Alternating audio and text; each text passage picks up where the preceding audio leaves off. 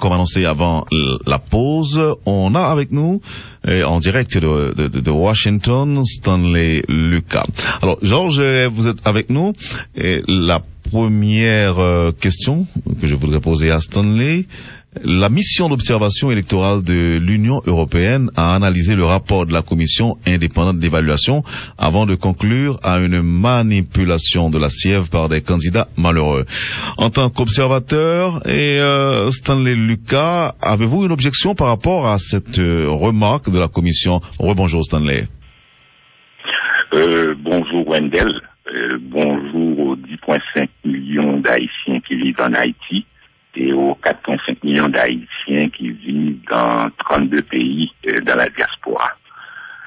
Bon, le fait est que, à la publication du rapport par la commission présidentielle, en respectant les institutions de l'État et les responsabilités constitutionnelles de ces institutions, Monsieur Berlanger, président du CEP, aurait dû remettre le rapport au directeur général du CEP, qui, lui, aurait dû donner des instructions à la direction juridique et la direction des opérations électorales pour statuer sur le rapport.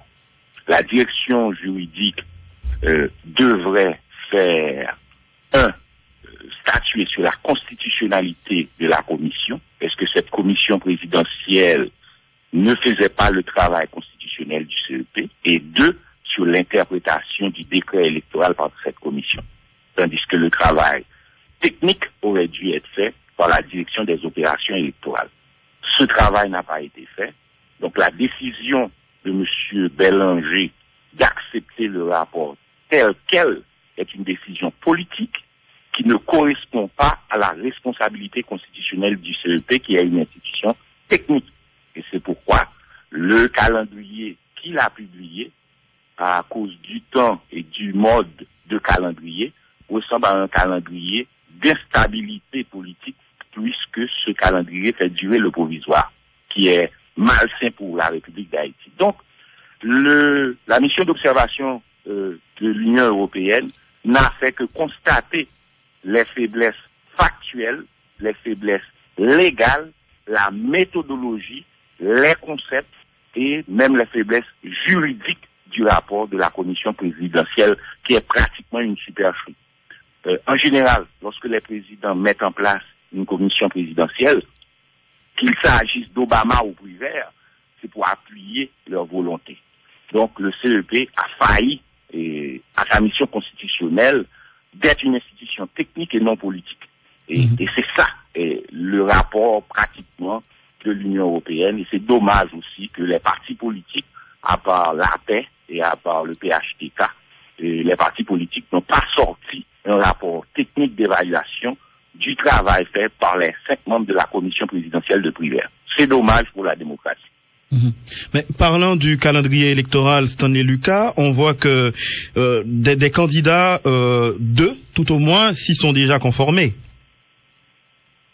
Bon, et si pour nous haïtiens qui avons vécu des provisoires chargés d'organiser les élections, si avec Madame Herta Pascal Trouillot comme président provisoire ou Monsieur Boniface Alexandre comme président provisoire, les indicateurs étaient clairs au niveau de la présidence, du gouvernement et du CEP, que les décisions prises étaient conformes à l'organisation ou la finalisation d'élections libres, honnêtes et démocratiques, le comportement de M. Prévert et le comportement du CEP n'envoient pas du tout ces signaux.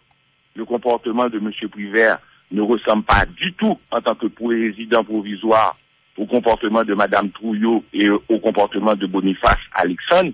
Son comportement ressemble plus au comportement du président Alejandro Fujimori du Pérou, qui essayait d'utiliser les institutions étatiques pour faire un autogolpe.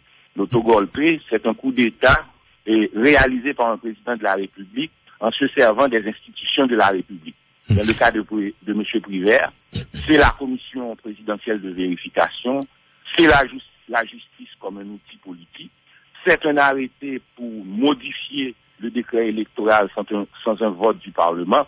Et au niveau du CEP, c'est un calendrier électoral qui ressemble plus à un calendrier politique, d'instabilité politique. Oui, mais donc, Stanley, apparemment, vous n'avez pas entendu la oui. La réponse directe à votre question, c'est qu'il y a déjà des candidats qui se conforment. Lavalas s'est empressé de s'enregistrer, c'est parce que le coup est en train d'être organisé pour Famille Lavalas. Ça se voit clairement aujourd'hui, après 4 mois de pouvoir.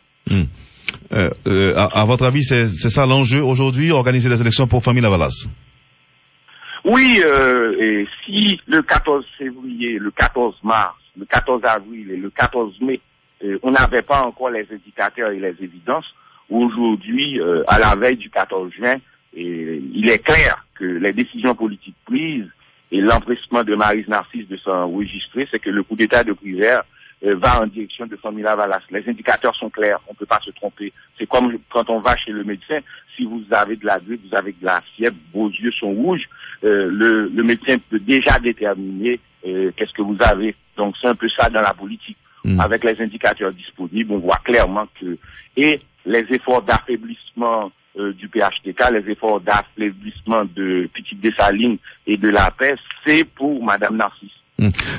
En parlant de la paix, avez-vous une réaction à la proposition de la paix qui souhaite un second tour avec 3 candidats, les 3 finalistes évidemment? Bon, et la paix s'est rendu compte du jeu d'autogolpé de M. Privert, qui a essayé d'utiliser le directeur de la campagne électorale de Jules Célestin en lui offrant des avantages au FAES et à la Banque centrale pour affaiblir la paix. Quand Anna Cassis a compris le jeu, il a sorti une proposition qui mérite d'être prise en considération. Donc, pour moi, la proposition est attrayante, mais c'est comment l'opérationnaliser. Le problème fondamental, c'est qu'aujourd'hui, M. Privert ressemble plus à un irritant que quelqu'un qui peut apporter des solutions à la crise politique. Parce que si vous regardez son statut, à cause des efforts de l'utilisation de la justice comme un outil politique, eh bien, en lisant la note publiée par le Conseil supérieur du pouvoir judiciaire, pour le pouvoir judiciaire, il est devenu un irritant. Et au niveau du Parlement, lorsqu'on prend les 3 blocs politiques, APRIS, au niveau du Sénat, groupe majoritaire ou groupe minoritaire, au niveau de la Chambre des députés, l'APH, le GPI et le GPEP, il est devenu un irritant. Et même pour le Premier ministre, lorsque vous lisez sa note, la lettre qu'il a adressée au ministre de la Justice concernant les violations de droits humains, on voit que M. Privert, même au sein du pouvoir exécutif, est devenu un irritant. Maintenant, il s'agit de trouver, comme le disait tout à l'heure le député des Collines, une solution pour maintenir la stabilité politique.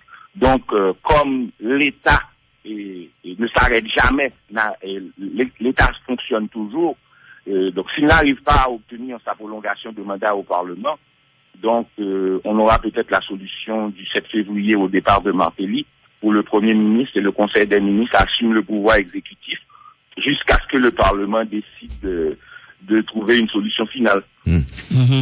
Alors, Stanley Lucas, face à cette situation politique difficile qui sévit en Haïti depuis peu, il y a des observateurs, des analystes politiques qui ont l'impression que la communauté internationale aurait perdu la face. Est-ce que c'est votre analyse vous-même? Bon, et dans les relations internationales, est-ce que la communauté internationale perd jamais la face? Je sais pas. Et c'est quelque chose qu'il faudra analyser. Et bien entendu, en Haïti, il y a ce qu'on appelle un faux patriotisme.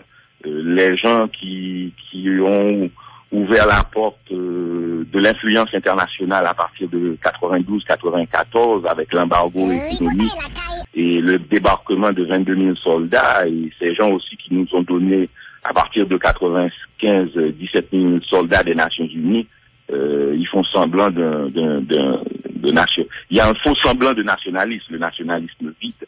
Moi, je dirais plutôt que il faut nous regarder en face, et l'échec, c'est l'échec du leadership politique haïtien, incapable de construire des institutions devant répondre aux aspirations du peuple haïtien depuis le 7 février 1986.